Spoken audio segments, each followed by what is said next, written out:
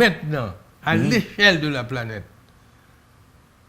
De continuer à mentir ou de ne pas mentir? Aussi bien que chez nous, c'est une horreur et c'est un crime que surtout des hommes haut placés, des hommes d'État, continuent à pratiquer le mensonge comme étant la vertu suprême.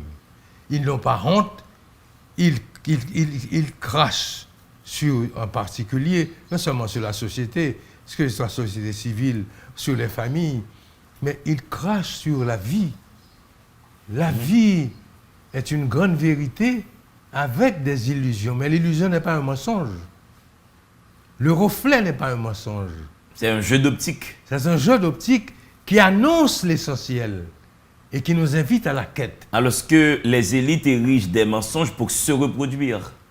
Pour se reproduire le mensonge et en même temps détruire la vie. Du coup, c'est une reproduction précaire. Ces élites-là sont appelées à disparaître. Parce que le mensonge, tu nous dis, a une musique superficielle. Ils sont dans ce que j'appelle en créole, le l'aviron d'Édé de la mort. C'est le l'aviron d'Édé de la mort. C'est le vertige de la mort qui nous enferme dans un espace où il n'y a que ténèbres. Ouais. Et tu les enfonces, les menteurs. Tu nous dis, toute voix mensongère manque de profondeur et s'embrume dans la fausse résonance des ombres pour finir par sombrer dans le gouffre du rien et l'obscure cécité du néant. C'est-à-dire que cela a une dimension philosophique, en même temps une dimension politique, une dimension idéologique et une dimension sociologique. Car on nous a gavés depuis toujours de trop de mensonges. Donc la meilleure forme de gouvernance serait une gouvernance de la vérité. Ce qui est rare. Ce qui est rare. Nous pouvons compter sur les doigts d'une seule main les hommes politiques qui ont eu le courage de la vérité.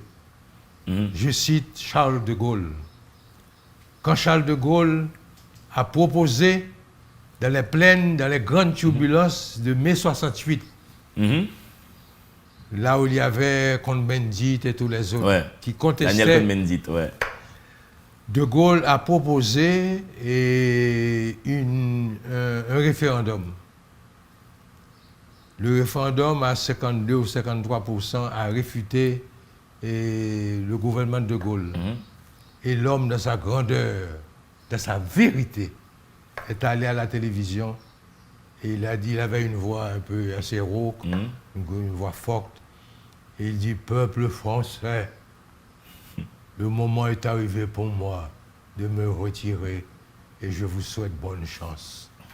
Combien d'hommes politiques, mon Dieu, qui sont là, qui s'attachent à un petit pouvoir qui n'est rien, un petit pouvoir poussiéreux qui n'apporte absolument rien. Et qui s'attachent, s'accrochent et qui se cramponnent à ce pouvoir. Vous avez encore l'exemple de Mandela. Ce sont les grands hommes parce que la planète a aussi donné de grands hommes. Nous avons Mandela, ce grand homme, et quelque part Gandhi. Mais quant à De Gaulle, Mandela, ce sont des modèles qui devraient nous servir à une époque où le mensonge est devenu une pratique quotidienne. Une valeur suprême. Tu as 83 ans, Franck Etienne. Haïti est en toi, dans ta peau, dans tes yeux, dans ta barbe.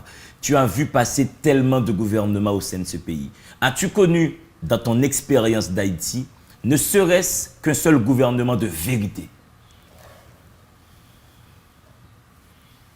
Un chef d'État haïtien, un leader politique haïtien, charismatique et de vérité. Tu parles de l'espace de ma vie personnelle. Oui, 83 ans en Haïti. J'ai connu quelqu'un, bien sûr, tu ne me demandes pas de te présenter un saint, mais qui avait quand même quelques défauts, qui est venu avec une vision et qui a été un des ratages d'Haïti. Parce que Haïti a connu plusieurs ratages.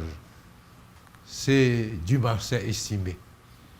Dumarsais Estimé, homme de l'Artibonite, d'origine paysanne, intellectuel, puisqu'il a été ministre de l'Éducation nationale. Il est venu dans les années 46, impopulaire.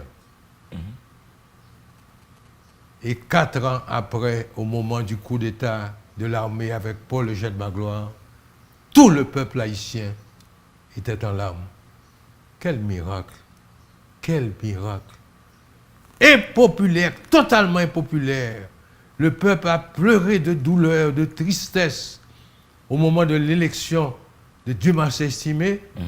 Et quand il a été renversé par la camarilla militaire, Paul Magloire en tête, tout le peuple haïtien, quand je parle du peuple haïtien, surtout les petits gens, les gens du Bel-Air, les gens de la Saline, les gens de Saint-Martin, il n'y avait pas encore Cité-Soleil, de Martissan, et dans les provinces aussi. Ils étaient en larmes. C'est Dumas Estimé qui a eu la vision du bicentenaire, de l'exposition universelle. Mais c'est un ratage. Quand il a été renversé, c'est un ratage. Vous savez que Haïti est la terre des ratages. Et c'est ça notre malheur. Le premier ratage, dans un certain sens, c'est le ratage louverturien qui n'a pas compris que, après avoir fusillé Moïse et les paysans, il était devenu un solitaire. Il était devenu un personnage de Shakespeare.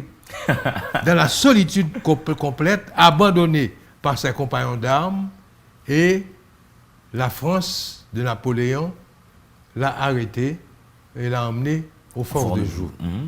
Le deuxième grand ratage, qui est le ratage le plus immense que Haïti a connu et qui est responsable de nos malheurs actuellement, de nos malheurs séculaires, car c'est pendant 2 siècles qu'on est quelque part piégé par ce système qui dure encore. C'est l'assassinat de Dessalines.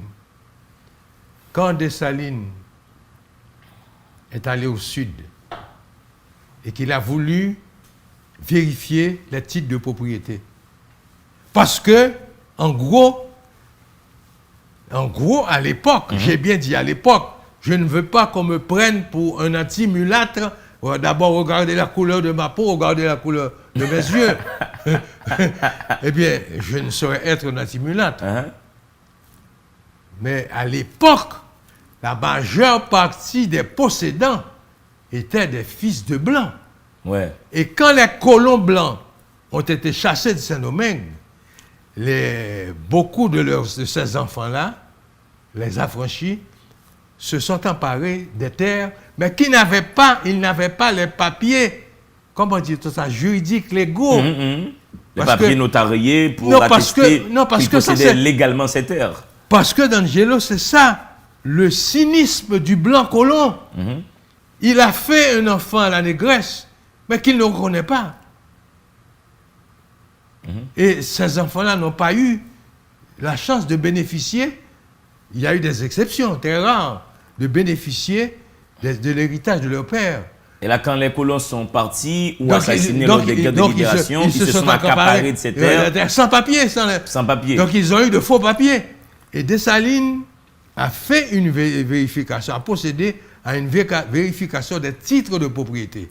Et il a constaté la supercherie. Et c'est là qu'il a balancé, et ces pauvres nègres dont leurs pères sont en Afrique, n'auront-ils donc rien? Eh bien, il avait signé sa mort, et l'assassinat de Dessalines a été comploté par les mulâtres. Par les mulâtres et les noirs, riches aussi, parce qu'à l'époque, il n'y avait pas beaucoup, mais il y avait des généraux noirs. Qui possédaient aussi des terres, qui avaient de faux papiers.